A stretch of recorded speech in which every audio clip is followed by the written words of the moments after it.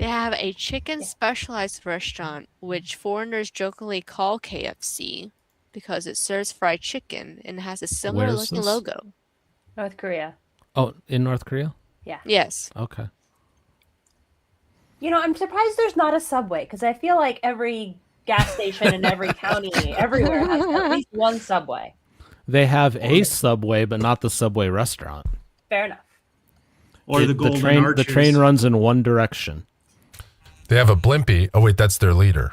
Oh, snap. Well, yeah, he's a Blimpie. Michael doesn't appear on the next broadcast. He was taken down by yeah. Yeah, don't see me over there ever because I won't be coming back. All of a sudden, the bunker over here gets DDoSed from North Korea. So if the show goes down, you know why. Suddenly, poof, I disappear. Anyway. Michael insulted National Marshal Kim security. Jong-un. Oh, how dare I? Yeah. Yeah, well, you know. Hot takes tonight on Sidebar. Hi, everybody. Welcome to Sidebar, Hi. where you never know what we're going to talk about, even though we tell you ahead of time what we're going to talk about. And we'll solve nothing, and you'll all enjoy it. That's what we do here. Right, Ellie? Just Yes, love warn on you your all, friends. we were off the rails during our pre-show gathering, so Yes. hold on tight. We never started on the track tonight. We were, but I think we came up with a really solid bit for the pre-show. Oh yeah. Yeah. So excited stay for that. tuned. If you're not a Multiple channel solid member, bits. fix it. Because I think this one will even involve Michael, because I think he said okay. I'm fine with it. You know, I'm Done. I go along with anything.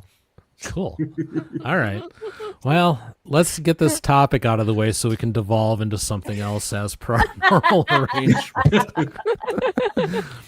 So tonight it's addiction and relapse in the courtroom, accountability versus compassion. Now, we've seen multiple instances, of course, where, somebody's on like probation or community control, as they call it in Ohio, and then something goes wrong and they're back in the courtroom, and then you read out their record that's a mile long, and they've had 55 different chances, but, they've also had like some kind of addiction or something. They just fell off the wagon, and it kind of comes down to how do you handle all that? How do you balance all of that? And I'm pretty sure we won't solve it because that's not what we do here, but we'll talk about it for a few minutes before we devolve into cooking or something like that. But we might go longer because I know that Lindsay was really interested in this topic. So do you have initial thoughts to get this shindig moving? I do. So a lot of times when you read discussion about, these kind of repeat offenders coming back into court because of behaviors related to addiction, using again, continuing to use, people like to throw out the term criminalizing addiction. And I don't believe that to be the case in this point, because what they are doing when they come down on someone who has already been given a chance to recover, been given a chance to straighten out their record, been giving so many resources, you're just imposing consequences. Like you're kind of putting a rock bottom in front of them and giving them the chance, like, okay, you've dug the hole with several shovels. Now is the time that you need to like start climbing out, and maybe you have to start climbing out in jail because we've given you umpteen times, let you be on probation, set you up with help, and you're still continuing to use. Yep. That was kind of the number one thing that popped out in front of me. Like I see this conversation all the time in some of the social media that I follow. It's like, oh, you're just punishing that poor addict. And no, I think a lot of ways you're kind of just making them face the consequences and, putting them in a put up or shut up moment. Yep. That being said, addiction is gnarly. It is gnarly, and it is a lot of times people's coping mechanism for life and for stress. And think of like everything that you're under when you're under probation. You're under a microscope, and every step, you're kind of facing a wall of like, oh, I can't do that. Oh, I can't do that. Plus, a lot of folks don't do much to better the rest of the situation. They're still hanging out with the same people. They're still living in the same neighborhoods. They're still kind of operating in the same circles. Of course, they're going to use again. They haven't changed anything else. Right. So those are kind of the big 3 points that came to mind immediately when this topic was initially broached, was like, no, we're not criminalizing addiction. We're offering consequences. What else have you done to change your life? And addiction is just gnarly. It's gnarly. Find that addiction, well, the cases that we see, it may not just be just addiction. It's the addiction that causes another crime to happen or another issue. Yeah. So I think that is a thing, just because there was this child endangerment case where she was like she was an addict, but she had children with her, so she abandoned her children type thing. Was this the woman that was doing DoorDash at a known? Yes, correct. Yeah. Got it. So yeah, I think being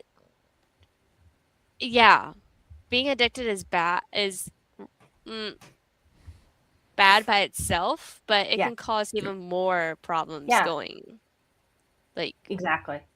Just being paired with something else, and then there you go. Yeah, definitely. You're harming someone else at that point. Yeah. Michael, do you have thoughts on tonight's topic to get us going? Yeah, so this is obviously one of those really tough issues, right? Because there's a fine line. This is where you walk the razor's edge between wanting to get someone the help that they need, and then just punishing someone. You know, the difference between help and punitive is, you know, it's you're always treading that fine line, because somebody that is a first-time offender that gets caught with you know, a small amount of whatever controlled substance or whatever. I know some people just want to throw the book at them, and that's how our system used to be. I mean, you know, I joke about it that, you know, marijuana used to be a 20-year sentence in Arizona, for example.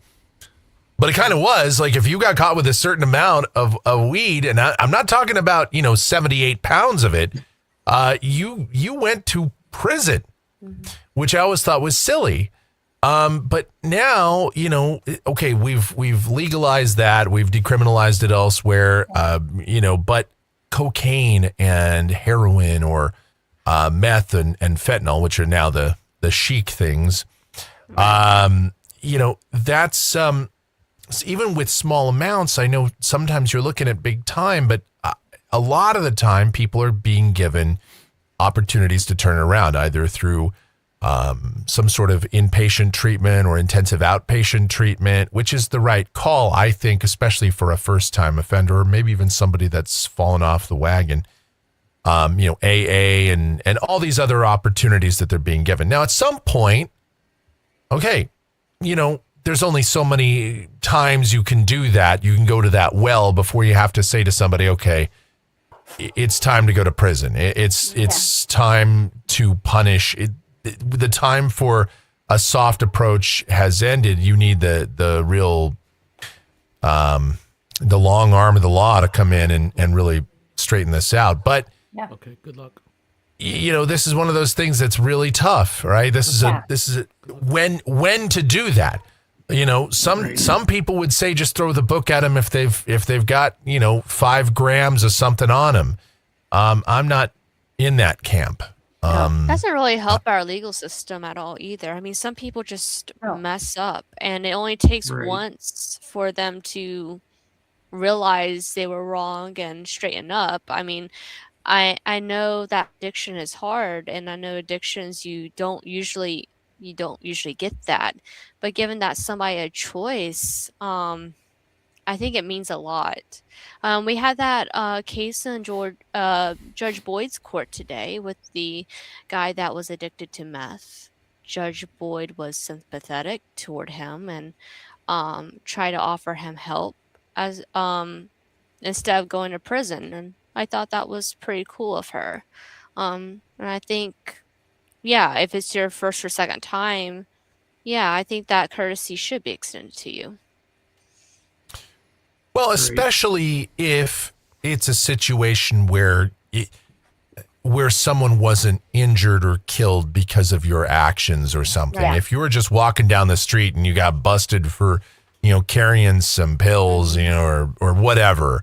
That's a whole different kettle of fish than, all right, I got pulled over. There was an injury or whatever, something like a DUI situation or something where, there was a fight or some sort of incident happened, probably because somebody's methed out or whatever. Yeah. You're committing robberies to get the funds. Exactly. That's different too. Once it starts to get into that area where other people are getting harmed because of your actions, children. then I think that's where we have another discussion, because at that point, sometimes, unfortunately, even on the first misstep, you're probably going to have to look at some prison time there. So this is not something that you can paint with a big brush. This is not a one size fits all kind of punishment. No. Yeah, definitely case by case. And it's very case by case.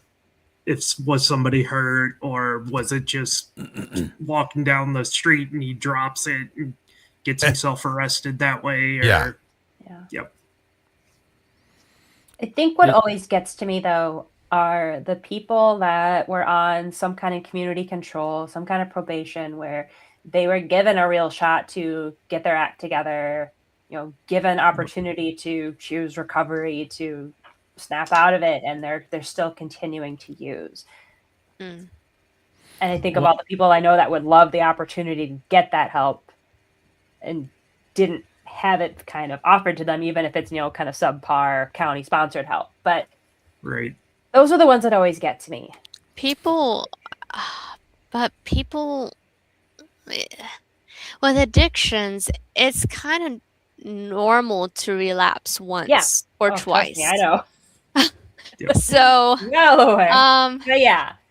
I mean, it's unrealistic to think that they won't relapse, if that makes sense. So if it's not realistic that they won't relapse, you kind of have to have that buffer in for them in a way. But at the same time, they just need that support too. I know just putting somebody back into society without any means of help or anything like that, that's just not the way to go. I think there needs to be some kind of control there.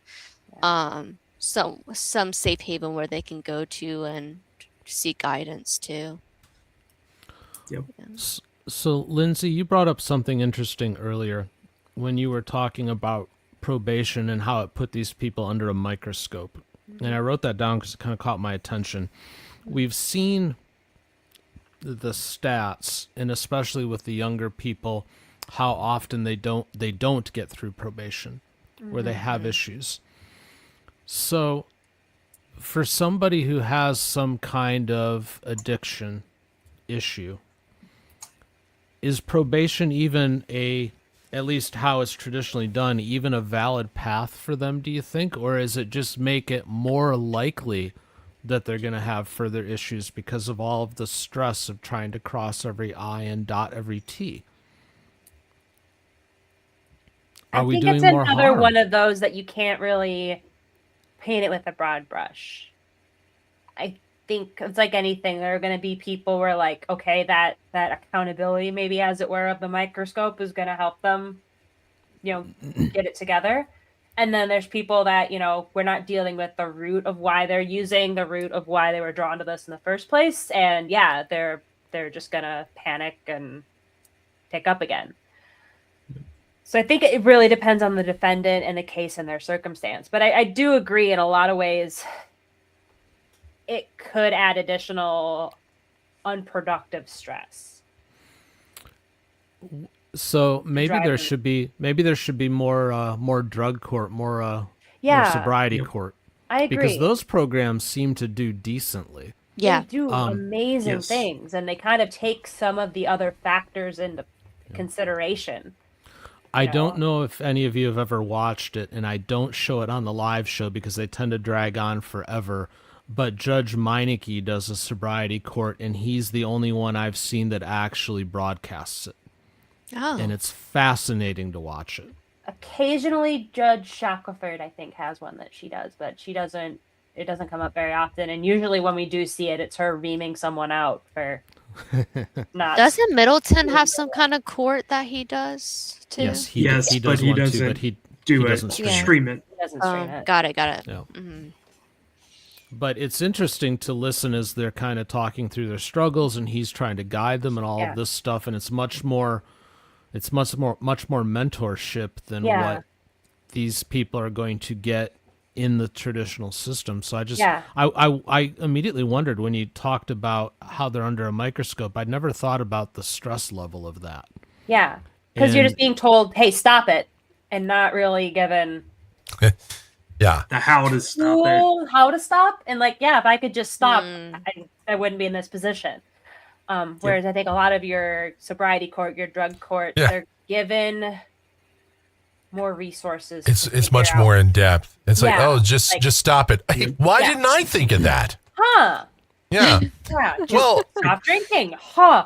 And some people have been doing this. Genius. Some people have been doing this for so long they forgot how to live normal lives, even or how to be dependent. It's such a daily part of your routine as someone with a couple of alcoholics in the family through the years. It's I got to have a bump before work. I got to have a bump before dinner. I got to get you through the day, or or they don't, maybe they don't drink before work, but it's like they're one of those, they come home and every night or every weekend or whatever, and it's constant. When they're not working, they're in that constant state, and and it's one of those things where it's just become such a regular part of their life, they can't think about living their life without it. And that's the other thing that is the fine line that I was talking about earlier is, people, it's the oldest saying in the book, but you have to want to change. You have to want to get off it. All the programs in the world are worthless if you don't have the desire to do it. And, this is what I talk about in the chat if you ever are on the live show. And I say, I don't understand why someone chooses prison, but Judge Boyd will say this, you better than your attorney, better than I do, better than anybody else. Yeah. And she'll say, look, I'll send you to SafeP, or I'll send you to whatever, inpatient treatment. Or I'll send you to prison for 2 years or for 3 years or whatever. And I'm always amazed when people choose prison over any other alternative. But some of those people maybe know, hey, you know what, man? I could go to this program, but I ain't going to complete it. I'm just going to, I'm going to blow it off. Or maybe they have already there's tried. A lot of times, too, where, they're using their substance of choice to run from something, to push something out of their mind. And, if you go to some of these treatment programs, they make you dig into that and figure out, hey, why am I using? And they just aren't ready to face that. It's like, I'll go to prison, and the guy down the hall is going to be able to hook me up with his buddy who can sneak it over the walls. And then there's that. If there's a reason, you can still drink and use in prison. Exactly. Yeah, if you have a reason to do substances, that would be a hard thing to face for sure. Yeah. I mean, it's one thing saying that I want to cure my addiction, but to cure what is behind that addiction, that is a totally different elephant in the room. There are so bringing many up people, what you've pushed down. Yeah. So many people self-medicating through these substances. Whatever it is, neurologically or, whatever's happened to them, they're using the substance to block that out, to help cope with the world. And until there's like a net to fall on, you're suddenly taking my medicine away from me. What do I do? Yeah. Yeah. And some people just want to do and we've seen this. It's just one of those cases that always sticks with me. Whenever we talk about this, I bring this up all the time. The Judge Fleischer case where this woman just said, I just want to take the conviction, even though she was going to get deferred adjudication. And after, 6 months or whatever, it was, and this is a misdemeanor, right? And it was going to be, but she just wanted to do like 90 days in jail so she could get out and start using. to me was so sad, right? That I realized it was smaller potatoes, at least, but that's someone that you see at the beginning of the spiral, right? That's someone that's up here in the top, and they're about ready to go down the spiral.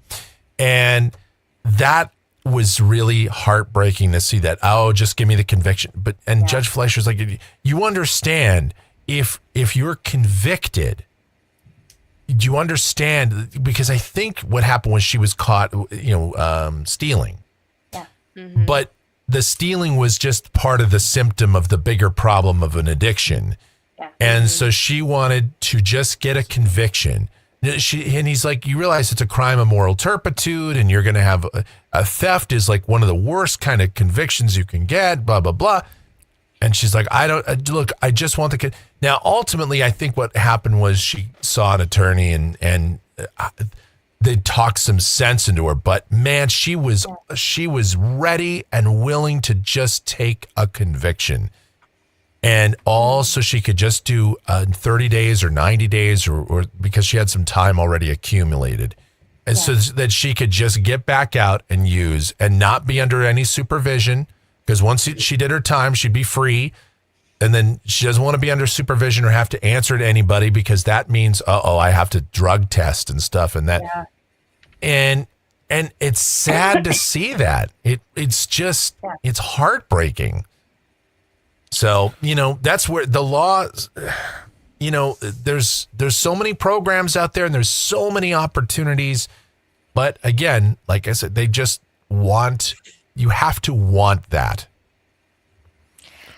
It's kind of funny. It's not funny, but addictions, now that we're on the subject, it kind of reminds me as well of like eating addictions too. And today's society as well. I know that's different than an addiction, a drug addiction. I can quit eating donuts anytime I want, Ashley. Come on.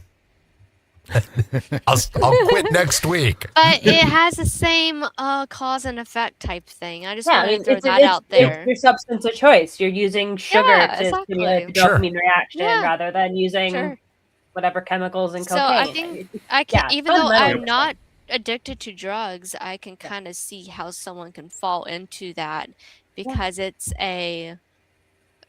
that soothing and that pacifying thing for that person. Exactly. So I get that. It's a different substance, but it still brings out that same chemical inside you and gives you that same reaction. It's just that rush, food and not, or gambling addiction or anything. In some cases, like I would sometimes shamelessly fall down the wormhole of watching My 600-Pound Life, and you'd see these guys like, like when I'm eating, I don't think about everything that happened to me. I don't think about what hurts. I can just think about the food. And it's like, they're just using that, takeout meal or whatever it is they have in front of them as their way to kind of just numb out and get away from it. And you see a very similar pattern of like, they get offered this opportunity, and we could go into the wormhole that is TLC and exploitation, but they get offered this life-changing opportunity to clean up their act, and they hit every fast food restaurant on the way down, and there are people there are people that are addicted to just the stealing, the rush of theft. It's and again, Lois Griffin, we're looking at you. Yes, but I mean, it is a real thing, though. Yeah. It's a real thing that people just. It's not even that they're stealing anything particular that they want or need necessarily. It's just the rush of taking stuff, and it's this. They get it. It's this.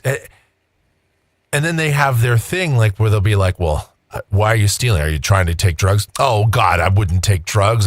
Like they're above that, but they're just stealing to steal because it's a rush. Yeah. People get addicted to all sorts of things, gambling and all of that. And it's very easy, as Ashley said, to fall into that, whatever it is, whether it's food, whether it's, we always think of just drugs or alcohol as being but addiction is addiction across the board. Yep. Just some things. sure. We have You we know, have the hoarder man. We have the the stealing. We have Yeah. let's see. although hoarder might be a little It might- different. that That might be a might little- not be an addiction. Yeah, that might be a little different. That's more of a but compulsion. So yeah, compulsive. Yeah. It's the Good point. act that's landing you in court being secondary to some kind of mental illness or condition. You know, like this is just a symptom. You know. Although, you know, this is while this might be more of an adjacent topic, I suppose there is still, even with that, there are still avenues that if the person is willing, a court could take to help them. Yeah. So, you know, there's still all sorts of alternatives that are out there. Yeah. I think that, you know, maybe obviously mental health is one of those things that we really need to do more with in this country. And we don't do enough. And it's something that is often downplayed. It's something that is overlooked until it shouldn't be anymore. Until somebody does something and we go, why isn't there more mental health? And then we just go back to doom scrolling on our phones. Yeah. And courts are Which not. we talked about it before courts too. are Is not like, why are good we for it. depending on our court system and our legal system to be, you know, the mental health provider in our communities? And well, right, we rely on They the should court is be. like, oh, they should be the ones to handle it, but really the court is not. The court is the last stop before they go to prison. Yeah. More than it should be the last stop before they go to some inpatient treatment or, you know, mental health therapy or whatever. That should be handled separately. But, you know, again, we started to scale all that back 50 years ago, 60 years ago, and have been doing that steadily. And then we wonder why things get to where they are, Yeah. you know. That's the And only reason why unfortunately, they have we drug lean heavily on the courts. Yeah, exactly. Yeah. We lean Because they heavily had on no the choice. courts and on law enforcement to clean up.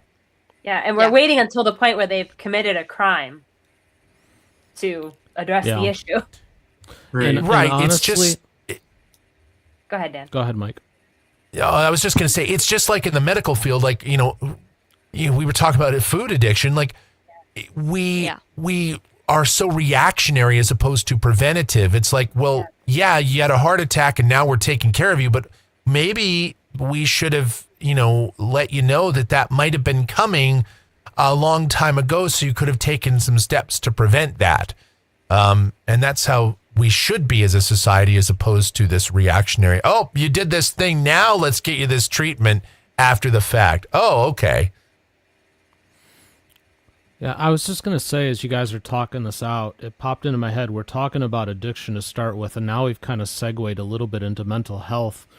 But in so many ways, aren't they two sides of the same coin? Oh, absolutely. Yes. Yeah, I mean, they totally go, Addiction they totally and go mental hand health in go hand in hand. Yeah. Yeah, that's just it. They go hand in hand. So, you know, and you could have a chicken versus the egg argument of which came first, and, you know, it's kind of hard to tell. It probably varies by person, but, you know, we're not good at dealing with either one of them, especially when it gets to the court level. So it's like the court doesn't even have a chance, you know, of really fixing the situation, because they're not good at either one. They're not good at dealing with addiction. Nope. And they're certainly not good at dealing with mental health. They're not qualified for either. No. Right. So, you know, I don't know what the answer is there, if there even is one. But another thing that popped into my head along the lines of what's the answer, what do you do about the people who have just flat given up? Because we've talked about them this evening too. We've given a couple of examples of people who are so far down the line that they're just giving up. You know, they choose the prison term over the help. Mm-hmm. What do we do about that? And does it make any sense? I don't know what else we would do with them, but it doesn't make any sense to me to lock them up either, because then we're just paying to hold them until they go back out and try to break themselves again.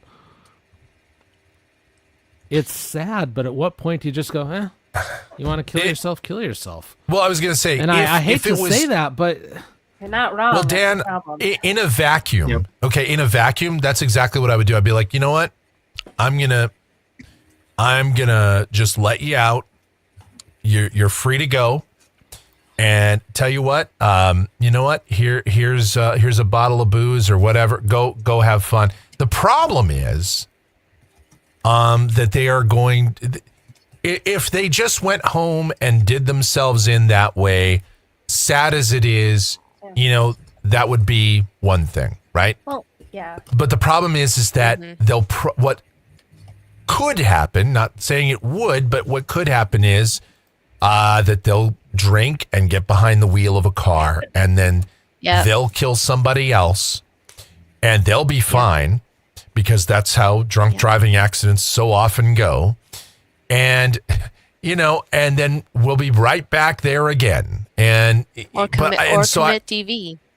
Right. Right. Or they'll do something else. They'll harm somebody. They'll get on PCP. They'll do whatever, you know, whatever it is. And they'll injure somebody that way. You know, if it was just a situation though where they would just sit at home and you know, mind their own business. And mind their own business and do their fentanyl or do whatever it is they're going to do until they just literally end their own existence. Well, I'd be okay with that, but because they've given up, so why should I care? But unfortunately, it's just nothing exists in a vacuum. But yeah, you know, it's, you do hate to just lock them away in prison too, because they're a ticking time bomb. Once they get out, then 90% chance they're going to just get back to the life that they knew before they went into prison. Harm society. And a lot of times too, like, we aren't necessarily seeing them be charged or arrested for, you know, being an addict. There's always the drunk in public or the possession situation, but we are seeing them come in for something much more catastrophic. We're seeing them come in for, you know, vehicular manslaughter. We're seeing them come in for burglary. We're seeing them come in for murder in some cases. You know, like, that's, in those cases, I think they absolutely do need to sit and serve. Like, and Lindsay, you know, it's funny that you bring that up, because this is what I was thinking about this morning when we were watching Judge McNally, of all people. And somebody came in and he was charged with super drunk, but, you know, in Michigan, which I guess is like an extreme DUI or whatever. But sometimes there are people. Sounds like an alt comic book character. But I know. I'm super drunk. Super drunk. Hey, everybody, how's it going? But it's one of those things where what you're seeing there with Judge McNally, that's the start. That's where, like, it's not even always they're driving. Sometimes they're just public intoxication, but they're really intoxicated. Yeah. That's the start. Right. Okay. Not to say that someone that's public intoxicated is always an addict. I mean, you know, sometimes you just have a real rough night. Dave, sometimes people just do, you know, that doesn't mean, you know, I actually argue that a lot of people that are out there drinking at a restaurant maybe have too many and just take a cab home, or they walk home and somebody just decides, hey man, what's going on? You've been drinking, you know, something like that. Yeah. I would argue most of those people aren't addicts, but anyway, but oftentimes for an addict, for somebody that is going to go down that road, that's how it starts, right? That's absolutely how it starts. Yep. You know, the kids at a college party that, you know, 4 of them are stumbling home together and they get picked up for an MIP. One of them might turn out to be, you know, that person that takes it too far. The other 3, like, that was dumb. I'm not going to drink anymore. You know, right? Exactly. Walk away from it. Yeah. Or I'll do it in moderation or whatever. Or wait till but the problem is quit. Exactly. But the misdemeanor ones, almost never do you see them sent to some program, because usually no one was seriously injured or injured at all. Yeah. And, you know, everyone has a good yuck about it in court. What'd you drink? Now, like we saw the other day, I think it was, you know, was it in McNally's court? Like, how many did you have? Oh, I had 2 beers. Oh, they were tall boys though. Yeah. But they blew a .21. I'm like, listen, now not everybody's as big as I am, But 2 beers, even if they're tall, but even if they're 20-ounce beers, that's 40 ounces. That's 3 3 1/3 beer, How, there's no way, I don't care if you're 4'1" and 73 pounds, I don't think you're going to blow a .21 on the equivalent of 3 beers. I just don't think so. Obviously, there was a lot more that was going on there. And that, again, that's the warning sign of the problem that's coming. I still maintain that the judge misheard him. It was 2 cases of tall boys. Yep. That's how you get to the 2-1. Or unless you have the tolerance like me, then maybe. I don't know, though. Like, but it'd be one thing, like being... Well, and then there's also the question of, there are some people where they'll blow a .21. You go, how are you not dead? And they're standing there, conversing they're perfectly fine, relatively normally, because they just built up that tolerance. And whereas someone, they don't drink regularly, they blow that .21 and they're like puking everywhere and barely awake. And right, a .21 for a lot of us would be we wouldn't probably remember what happened, No. Or be dead. Or be so close that's to dead. Be heading to the hospital for some help. Getting your stomach. Well, and that's what IVs. And that's the telltale signs of years of addiction. I mean, Michelle and I watched a case. This woman blew a .41, and while she was, stumbling, she still was able to articulate herself. Kind of. She was actually super cooperative with police, and they did not believe the test. They did the test. They checked it twice. They could not believe this woman blew like a .419 or something. Oh my goodness! Should have been. I mean, at over .30, that's like alcohol poisoning. I mean, Good Lord. So it was unbelievable. This is obviously someone that had been drinking for years and years and years, and now was at that point. Yeah, I mean, that is wild. And this does bring up another kind of thought that I had, was especially for the people who we're seeing come in on alcohol related cases, there does come a point where your body is dependent on it. Like, sure, you need to have a certain amount in your system just to be straight, like just to be able to sit and have a conversation, or else you get the shakes. Yeah, you get the you can, if you detox too quickly, you can die. It's kind of the ironic part of it all. And like, how many people are we seeing that are maybe in that position too? Where it's like, I would very much like to stop, but like my body just. Someone in my family was that way. Yeah. They got to that point. Yeah. Can't they slowly wean themselves out of that? They can. Yeah. And sure. That's the tricky part, is like the system as we have it does not really give them the guide rails to wean that. It's purely an abstinence-based situation. Mm-hmm. Unless, like, hey, we recognize you are in rough shape and we are, as part of your probation, we are mandating you go to court-ordered rehab, in which case they will take them to a detox. They will walk them down. Yep. But that's so rare. That's so rare. And those resources aren't always there. So we do see, like, you have to, like, submit to daily tests or wear a scram device, and 2 hours later it's popping positive because, like, okay, it's either this or I'm dying, Right. So, like, there are those cases, and I'm sure they're few, and they're not as common as we would like to think, but they happen, and that's how we kind of end up in these That's situations. awful. I didn't even think about that, actually. I don't think that's fair to expect somebody to remain completely abstinent of whatever they are using, and we could argue, like, you pass the point of fair when you commit a crime. At the same time, like, no, but like they could die. They could die. I just want to bring up something that it was a small comment that went kind of uncommented on in the chat this morning during the live show. Mm-hmm. But it was something that really struck my attention. Now, we go to this a judge in Ohio, Judge O'Donnell, and Judge O'Donnell. I like the judge. He's very blunt, very straightforward. Agree with a lot of things, but this morning there was a guy that he had been in prison for about 6 months, and the judge goes, "What'd you think of it?" He goes, "What? It didn't do anything for me." And the judge goes, "Good. It's not supposed to do anything for you."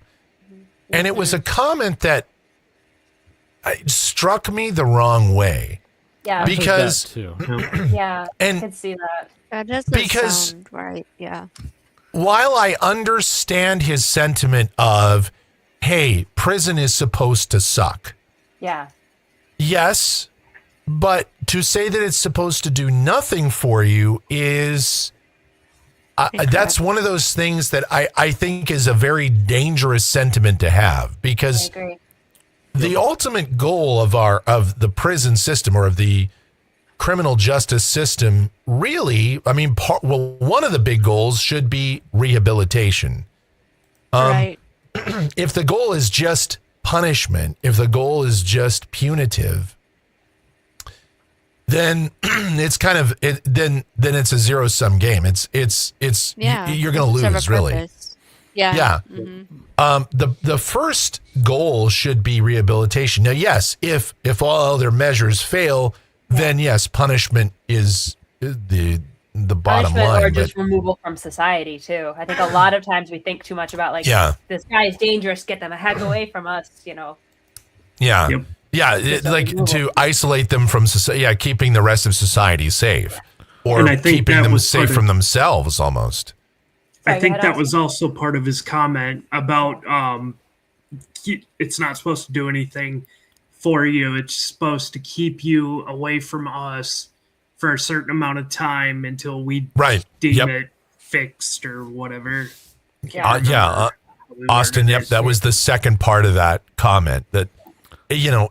So, and again, I understand that, but this was really clearly somebody that has issues.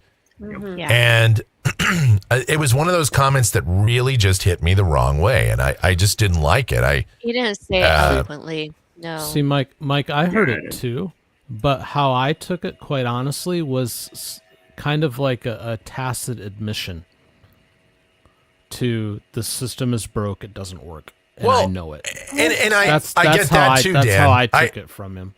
Right. It was kind of especially given from him, because we've seen him before, and we know he's the Ohio version of Judge Oakley, and probably even more blunt than Judge Oakley, if you can imagine. He must have been terrifying as a prosecutor. He is a bit tough. Yeah. The way he'll just grill somebody, he must have been terrifying when he was on the other side of the bench. Yeah, for sure.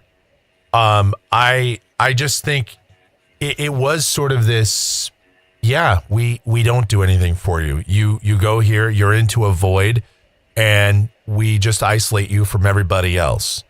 Except for other... overstepped a little bit there, but, in my opinion. But he could have stopped before he said all of that, but all right.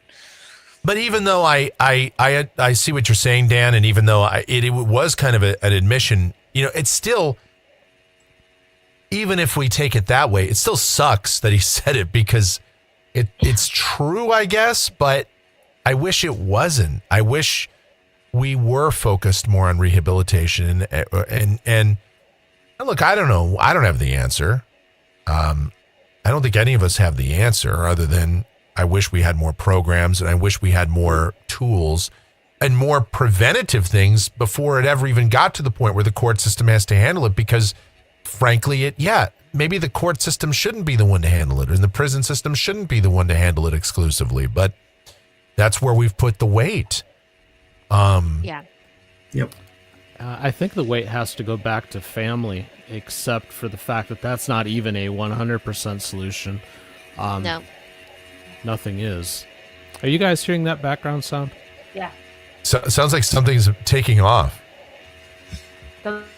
Interesting. It sounds like a computer fan or a... Tell me if this changes.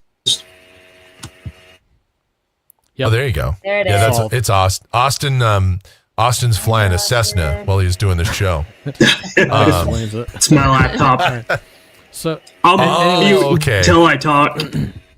anyways, what I was gonna say was, I think family is where this has to start, in building values and building coping mechanisms and things like that, so people are less likely to go down this road. And I accept that it's not even a 100% solution, because today in Judge Boyd's court we had that one guy, I forget what he's being sentenced for, and I think it was a drug thing, but his mother came up with, he was the one at the end where we were all like, I really hope this guy makes, because didn't he like play multiple instruments and stuff? Yes. Yeah. Mm-hmm. Yes. He played orchestra. So we're all like rooting for this guy. And it sounds like he's got a mother who wants to support him, but somehow, and I get the impression just from what I heard, I would lay money on the fact that this mom did all the right things. Yeah. But he still slipped through. Yep. Yeah. She's been trying to get him help, probably. I think it's less likely if you have a good family structure, but unfortunately nothing's 100%. Yeah, it's not a non-zero situation, unfortunately. But probably a place to start, much better than just, I think, letting people grow up willy-nilly and then end up in the system, because that most certainly does not work. Yeah. This guy might actually have a chance in the system, though, because he's got a brain. He just misplaced it for a while. Yeah. It only takes, and the thing is, it only takes once or twice to get hooked on stuff sometimes, especially stuff like meth. That's terrifying. Meth, heroin, those granddaddy drugs. of them. Yeah. Oh, goodness. Yeah. Yeah. It's bad. So I think, people do deserve second chances, like what we began, how we began. People just sometimes they get into things they don't know what they're getting into, and hopefully they can get their way out of it. And that's my hope for people, at least. But people that are not trying at all to get help or help themselves, then the story kind of changes, in my opinion. And there does have to be a certain amount of like mindfulness that's coming into it. And I think a good example is that case, I think this was in Lake County, Judge Collada's court, where the woman had been a heroin addict, but then was at some bar hanging out with a bartender who hooked her up with some cocaine. I was like, even if alcohol wasn't her drug of choice, the first slip up she did was hanging out in that bar. If you are prone to these types of addictions and you've been down the road far enough where you were straight up a heroin addict, like, I'm sorry, that's just somewhere you shouldn't have been. And there should have been better influences around you to say, hey, maybe let's go to the Burger King instead rather than Brandy's bar or whatever it was, like, let's get milkshakes. Let's go have some berries and whipped cream. Then she has this conversation with this bartender about her being tired, and suddenly the cocaine enters the equation, and your brain goes, well, I wasn't addicted to cocaine, so that's fine. And next thing you know, you're in the situation she was in. And it can slip just like that. So sometimes even the programs and doing everything right, when you get that opportunity, isn't even your fail safe. It turns into something you have to maintain for the rest of your life. And that's a hard sentence for some people to deal with. You just want to feel normal and do what everyone else does. That was a really rambling sentence, but like just things that have popped into my mind as we've been talking here. Do what everybody else does, I think, answers Nina's question in the chat, though, where she says, doesn't it make you wonder why anyone would try it in the first place? And I think it's just doing what everybody else does and finding it acceptable. I've told the story on this channel before, but my doubles partner freshman year of tennis, he is dead now. He died in his early 40s, so it's been over a decade now that he's been gone. But it started with him in high school drinking and smoking marijuana because that's what everybody else was doing, so it was socially acceptable. But he got addicted to substances. It kept elevating, and he ended up in prison. And then when he got out of prison, he OD'd. Wow. So... especially in today's where people are that are doing like the coke and the other stuff, it's being mixed with substances that they had no intention on getting using. Laced with stuff. Like, yeah, it's bad that laced with stuff. Thank you. Yeah. Mm-hmm. I was trying to figure out how to say it. Yeah. The Or you have fentanyl people that fall into it by purely innocent means. You know, you're playing tennis and you end up injuring something, and the doctor throws a prescription your way. And suddenly, you know, you really like how that pain medication made you feel, and you end up getting off of it, and like, nope, and then down the road you go. Yeah, that's one I have a hard time relating to, but I know it's a thing. But I've had those pain meds. Yeah. I've had those pain meds. They don't do anything for me. I mean, they cut a little bit of pain, but I'm like, yeah, whatever. Yeah. I had a really so weird how terrifying everybody's so encounter different. with one where I had a hand injury, and the doctor gave me a script, and it kind of coincided with a really particularly awful point in my life, and I really liked how it made me not give a crap about anything. And yeah, they've never the had next that sentence effect out of on my me. mouth was, "Get these the hell out of my house. I never want to see these again." And throw them I'm glad away. I had that moment of clarity, but you know, if I just kept going, God knows where, you know. Like, I had a lightning bolt moment in my life right there. I had that Percocet prescription once, and it really didn't do anything for me, and I was fortunate. I was glad that it didn't. It did. Okay, it took some pain and kind of dulled it down. Yeah. But I was like, I don't see what the point of these. Hurt like hell, but I didn't care. I didn't care about anything, and at a point in my life where things sucked, that was amazing. I loved that I didn't. I've had codeine. It wore off, like, nope, out of here, never again. Yeah. I can see how people get hooked on this shit.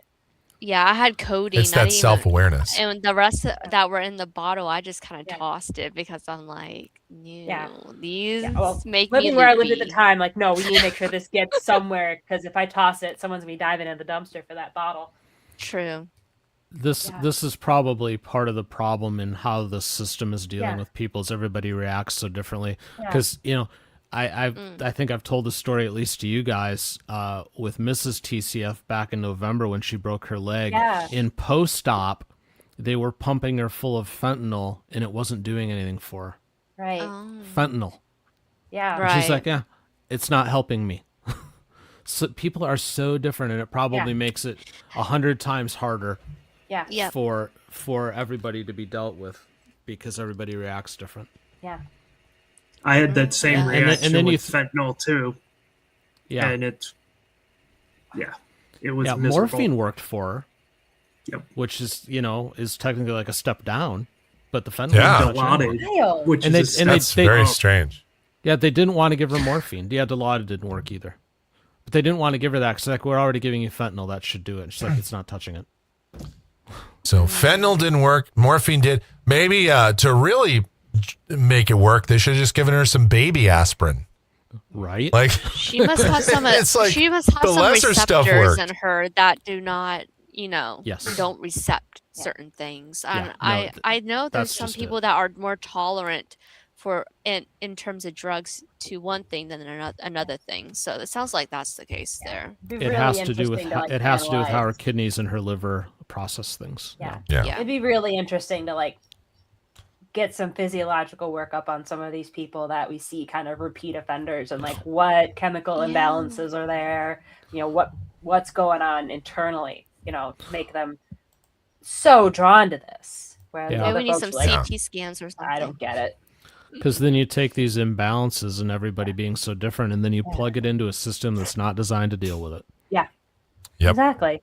And the system is getting flooded, and the system's getting flooded with people because we have. Yeah. I'm sorry, I'm going to preach it because I believe it. We've, in so many ways, lost a sense of teaching morals and ethics and responsibility and coping mechanisms and all that kind of stuff. Yeah. So these people are reaching the age where they start trying these things, and they're not equipped whatsoever to deal with it. Yeah. So the whole thing is just, it's a snowball. Yeah. Running downhill very fast. Very true. Getting momentum, getting larger.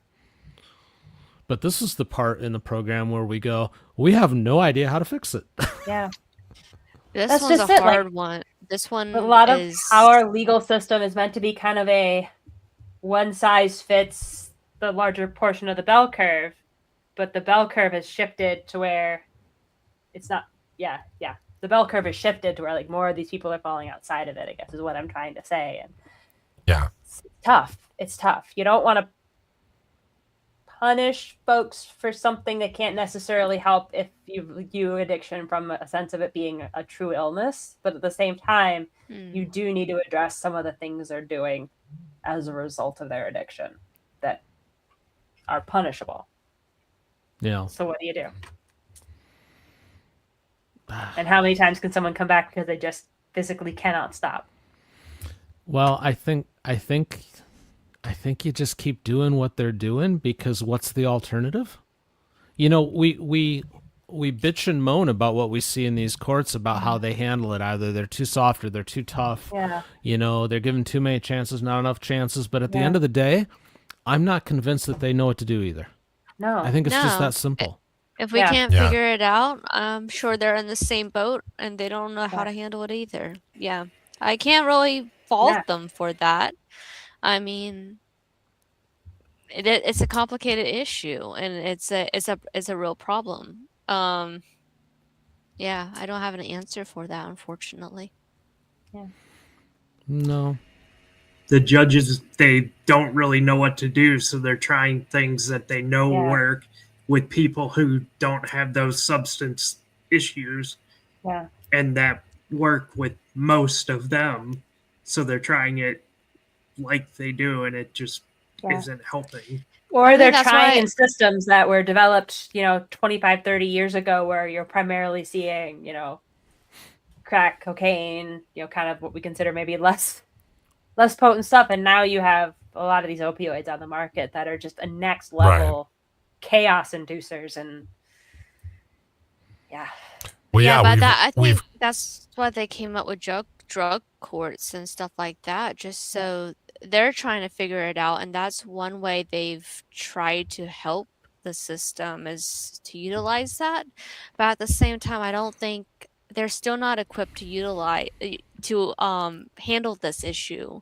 I think it has to be like, we don't have mental institutions and stuff like that as we once did, and it's making things harder for people, for sure. Yeah. This is the part of the program where we're just sad and we don't really know what to say. Well, because I have something that'll cheer us up. Look at the happy little rock. Yay! The curling rock. Everyone be happy. It's cute. I don't drink anymore, so I buy really expensive stuffed animals.